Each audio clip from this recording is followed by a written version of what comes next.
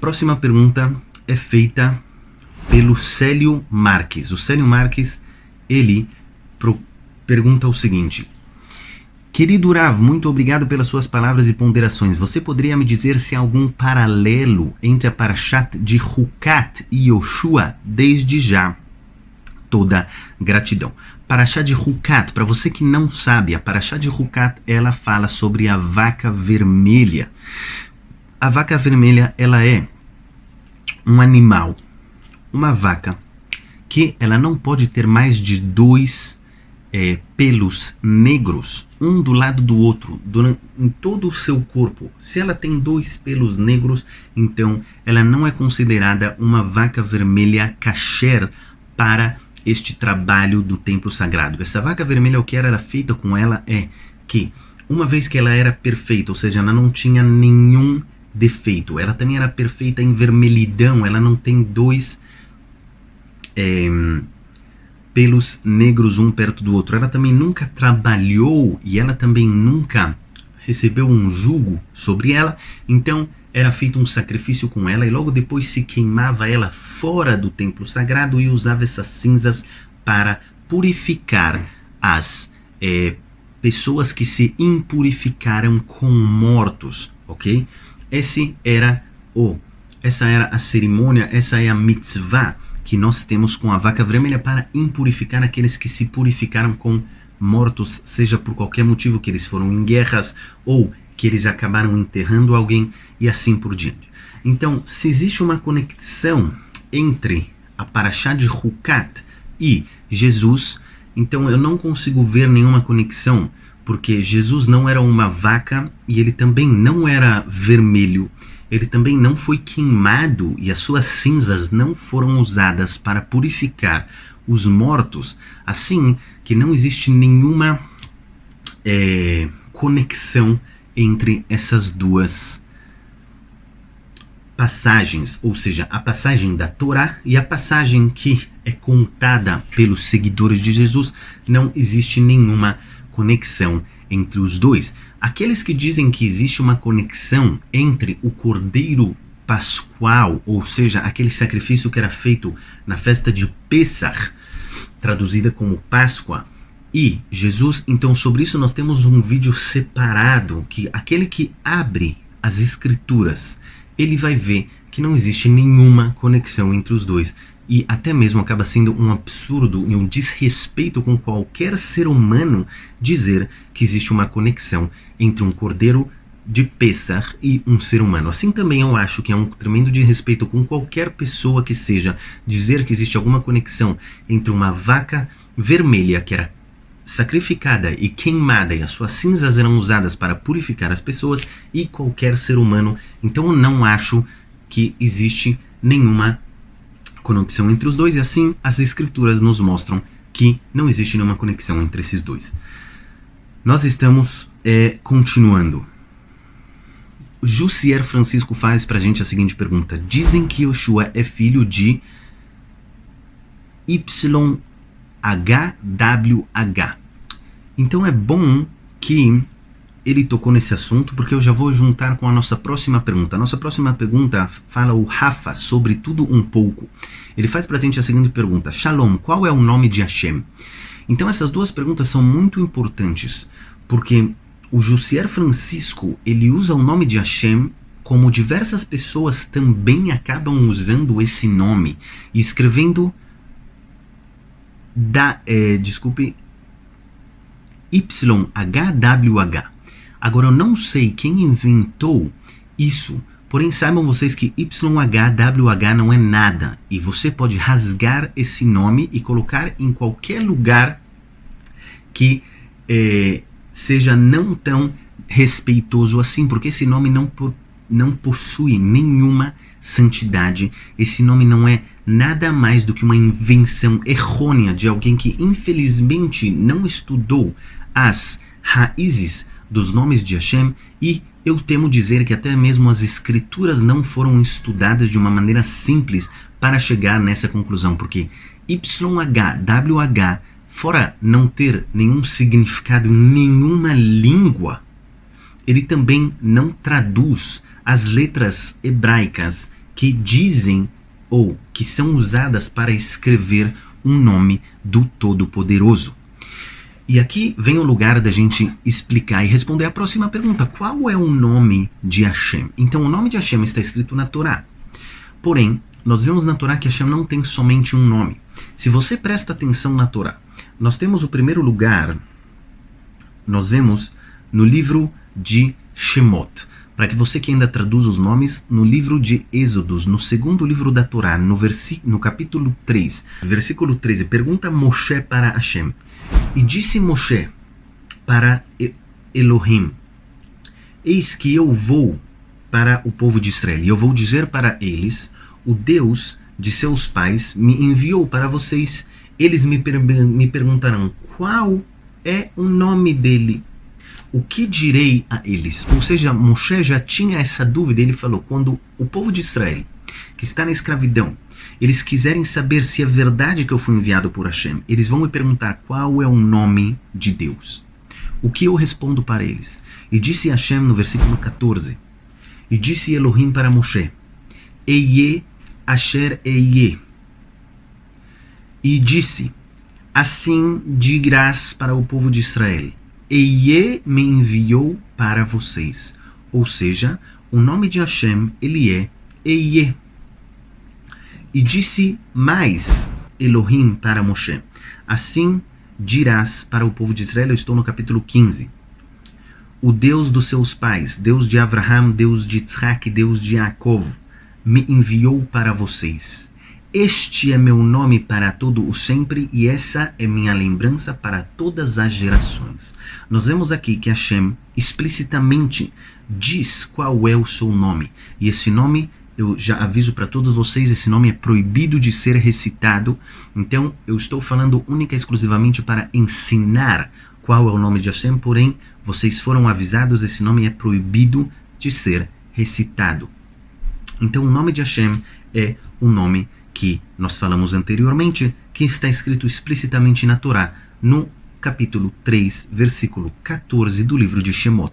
Se você tem uma Torá que infelizmente foi traduzida por pessoas que não traduzem ao pé da letra e acabam falando que é tradução, quando na verdade é explicação, então eu somente lamento que você ainda não sabe hebraico. Porém, estude hebraico, porque você pode, dessa maneira, saber as raízes da Torá e da verdadeira Torá, e não ler traduções errôneas sobre o nome de Hashem. Outro lugar nós temos da Torá, onde a nossa Torá ensina pra gente no capítulo 6 do livro de Shemot, do segundo livro da Torá, o livro de Êxodos. Nós temos o capítulo 6, versículo 2. E disse Elohim para Moshe, e disse a ele: eu sou Hashem. Versículo 3 fala pra gente: e eu me mostrei para Avraham, Yitzhak e Yaakov pelo nome El Shaddai, e o meu nome Hashem não mostrei para eles. Daqui nós vemos, existem mais dois nomes de Hashem, que Hashem se revela para Avraham, Yitzhak e Yaakov de uma determinada maneira, enquanto para Moshe ele se revela de uma outra maneira. Ou seja, quando nós perguntamos qual é o nome de Hashem, a resposta é: depende. Por quê? E aqui vem um ponto muito importante que eu preciso explicar para todos vocês. Quando eu tenho alguém que ele é médico, ele também tem uma esposa, ele também tem filhos, ele também tem um carro, ele também joga tênis e ele ainda tem uma banda de música. Essa pessoa, ele tem diversas atividades que ele faz na vida dele.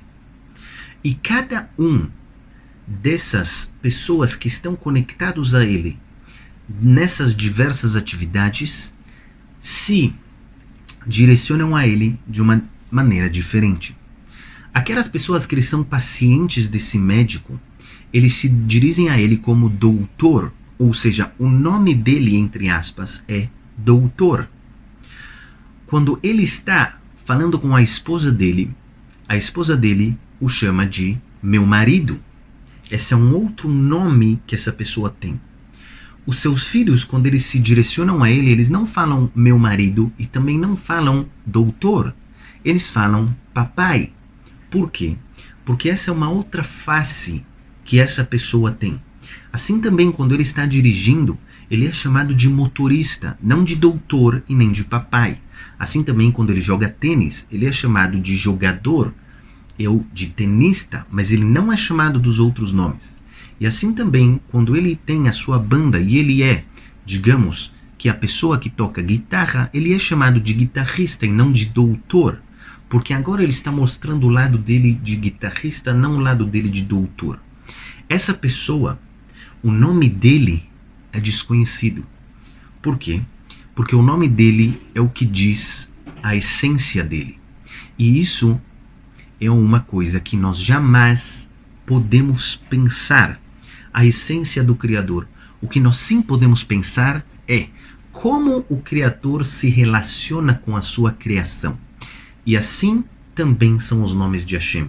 Quando eu digo que Hashem ele tem um determinado nome, eu quero dizer que ele está agindo de uma determinada maneira com as suas criaturas. Assim também, quando eu me direciono a esta pessoa, eu digo doutor, a intenção é falar agora, eu quero falar com a parte de você que é médico, ou seja, se direcione a mim como um médico.